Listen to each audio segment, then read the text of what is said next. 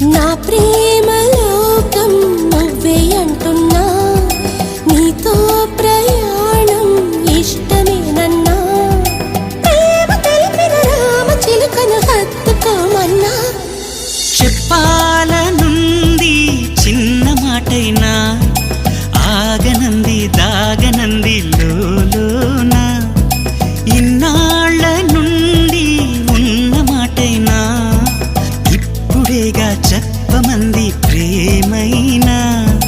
పెదవి కదిలించుకో, మనసే వినిపించుకో, పరదా తొలగించు కొంతైనా.